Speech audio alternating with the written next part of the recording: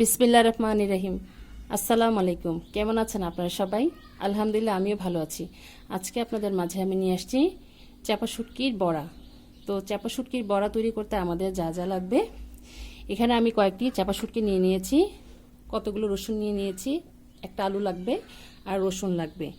এখন ভিডিওটি লম্বা হয়ে যাবে দেখে এগুলোকে বেটে নিয়েছি। এখানে চাপা শুটকি আর শুকনা চাপা শুটকি আর রসুন একত্র করে বেটে নিয়েছি। আর লাগবে এখানে একটি আলু নিয়েছি, কুচি করে বেটে নিয়েছি।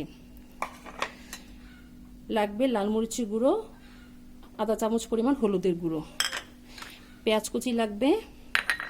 যেহেতু শুটকির বড়া এখানে ঝাল ঝাল না হলে ভালো লাগবে না, তো আমি এখানে কতগুলো শুকনো মরিচ বেটে নিয়েছি। আর লাগবে স্বাদ মতো লবণ।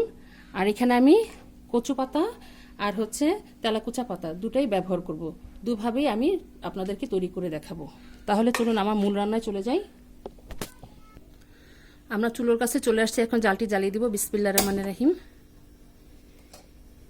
এখানে আমি অল্প পরিমাণ তেল দিয়ে দিব। প্রথমে তেল দিয়ে দিচ্ছি। বিসমিল্লাহির রহমানির রহিম।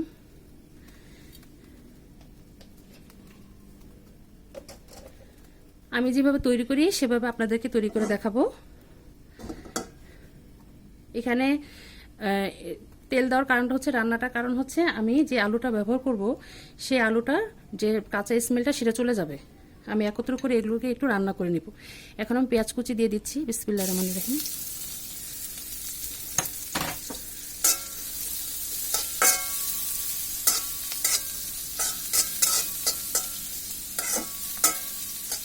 এখানে আলুর পরিবর্তে আপনারা কাঁঠালি বিচি যেটা হয় সেটাও আপনারা ব্যবহার করতে পারেন। শুটকির পরিমাণ বা মরিচের পরিমাণ বুঝে, তাহলে একটু মচমচা হয়, খেতে ভালো লাগে।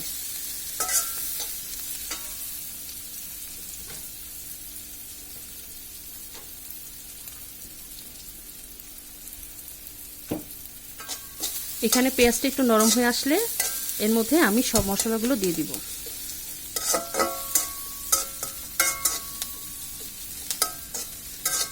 পেঁয়াজটা বেশি লাল করার প্রয়োজন নেই, যেহেতু এটা শুটকির বড়া, এটি লাড়াচাড়ি করলে এমনিতেই এটা নরম হয়ে যাবে।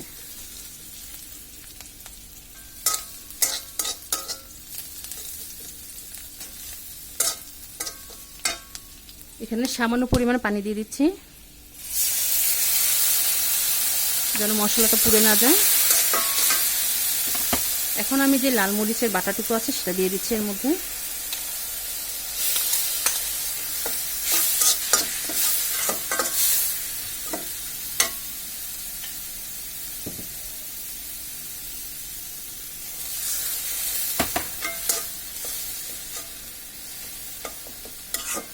এখন এর মধ্যে আমি দিয়ে দিব যে আলুটা বেটে রেখেছি সেটা, আর রসুন আর শুটকিটা একত্র করে সবগুলো দিয়ে দিচ্ছি।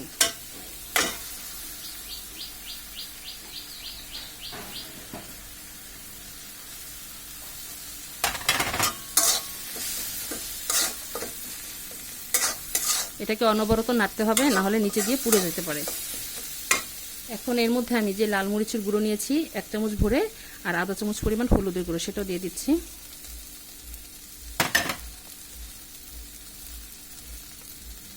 দিয়ে দিচ্ছি আধা চামচ পরিমাণ লবণ।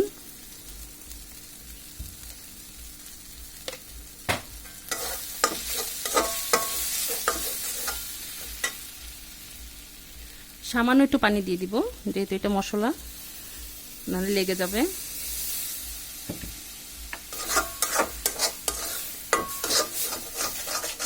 এখন এটাকে ভালোভাবে নেড়েচেড়ে আমাদের হালকা একটু লাল করে নিতে হবে। আমরা এটাকে একটু লাল লাল করে যে কাঁচা আলুর স্মেলটা থাকে, যে পানিটা থাকে সেটা শুকিয়ে নেব। আর এরকম লাল লাল হওয়া অবস্থায় নেড়েচেড়ে এটাকে আমরা নামিয়ে ঠান্ডা করে তারপর আপনাদেরকে বড়া রেডি করে দেখাবো। এটা অনবরত নাড়তে হবে।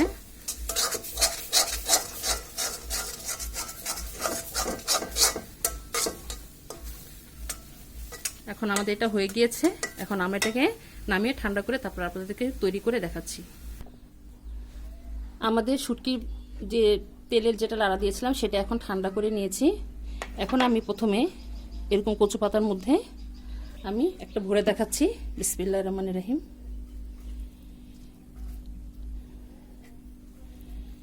এতটুকু করে নিয়ে এখন আমি এভাবে এটাকে এরকম করে পেঁচিয়ে নিব। আরেকটি করে দেখাচ্ছি। অল্প অল্প করে আমরা এর মধ্যে এখন ভরে নিব। এরকম করে কচু পাতা এভাবে বলে নিতে হবে। প্রত্যেকটা বড়া আমরা এভাবে করে তৈরি করে নিব। এখন তেলাকুচা পাতা দিয়ে আপনাদেরকে দেখাচ্ছি। এরকম তেলাকুচা পাতা নিয়ে ডাবল করে, ছোট হলে সামনে একটি পাতা দিয়ে নিতে হবে, আর যদি বড় পাতা হয় তাহলে একটিতেই হবে। এখানে আমি কিছু পরিমাণ শুটকির পুরটা দিয়ে নিচ্ছি। এভাবে করে প্রত্যেকটা পাতার মধ্যে আমরা এভাবে পেঁচিয়ে নেব, ঠিক এভাবে। আপনারা চাইলে কাঁকরোল পাতা আছে, কাঁকরোল পাতা দিয়েও তৈরি করতে পারেন, লাউ পাতা দিয়েও তৈরি করা যায়। এখন আমরা প্রত্যেকটি পাতার মধ্যে এভাবে করে তৈরি করে নেব।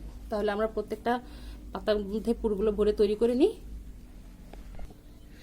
আমাদের প্রত্যেকটি বড়া তৈরি করা হয়ে গেছে। এখন আমরা এগুলোকে ভেজে নিব। এগুলোকে তেলে ভাজতে হবে। এখন জালটা জ্বালিয়ে দিই। বিসমিল্লাহির রহমানির রহিম। এখন সামান্য পরিমাণ তেল দিয়ে দিব এর মধ্যে।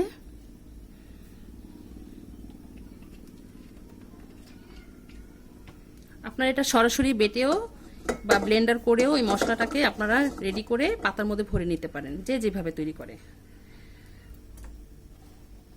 আমাদের নরসিংদীর ঐতিহ্যবাহী চাপা শুটকির বড়া আজকে আপনাদেরকে তৈরি করে দেখাচ্ছি।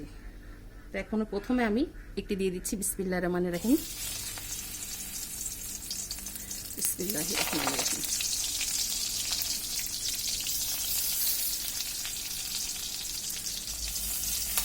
কম আছে এটাকে আস্তে আস্তে করে ভেজে নিতে হবে, যেন পাতাটা পুড়ে না যায়।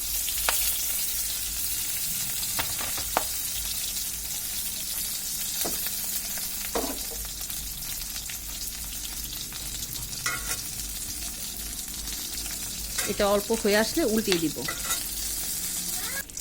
এখন আমরা এটিকে উল্টিয়ে দিব। এক পাশ হয়ে গিয়েছে, আরেক পাশ উল্টিয়ে দিচ্ছি। আমরা ওই পিঠ উল্টিয়ে দিয়েছিলাম, এই পিঠ উপিট করে উল্টিয়ে তারপর ভেজে নিতে হবে।